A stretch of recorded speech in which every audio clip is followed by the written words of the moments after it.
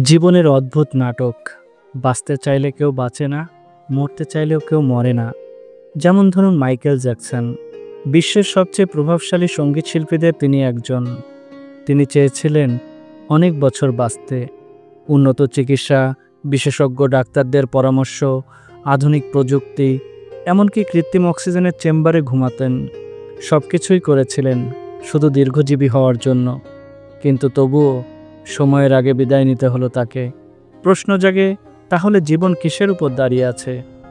একদিকে দেখি কেউ চিকিৎসা না করেও শত বছর বেঁচে যান, পাহাড়ে হেঁটে, গাছের ছায়ায় বসে, অল্পতেই তুষ্ট থেকে।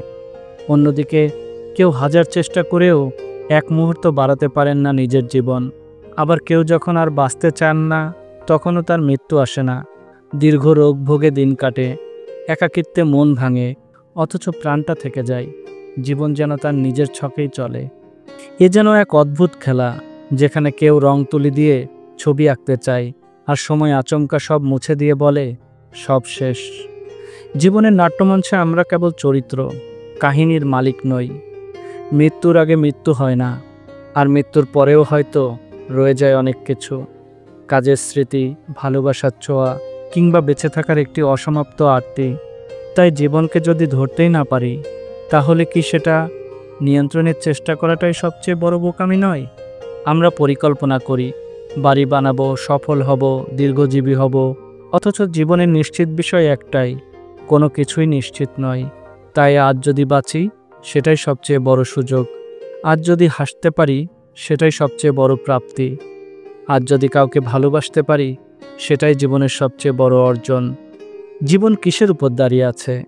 হয়তো এক ফোঁটা নিঃশ্বাসের উপর, হয়তো সৃষ্টিকর্তার একটিমাত্র ইচ্ছার উপর। আর তাই জীবনের প্রতি আমাদের কৃতজ্ঞ থাকা উচিত, কারণ আমরা জানি না আগামী নিঃশ্বাসটা আদৌ নিতে পারবো কিনা। এই অজানা জীবনপথের প্রতিটি পদক্ষেপই সৃষ্টিকর্তার অদৃশ্য আশীর্বাদ কাজ করে। যখন আমরা টের পাই না, তখনও তিনি আমাদেরকে আগলে রাখেন। আমরা কত কিছু চাইলেও পাই না, আবার না চাইতেই অনেক কিছু দিয়ে দেন তিনি।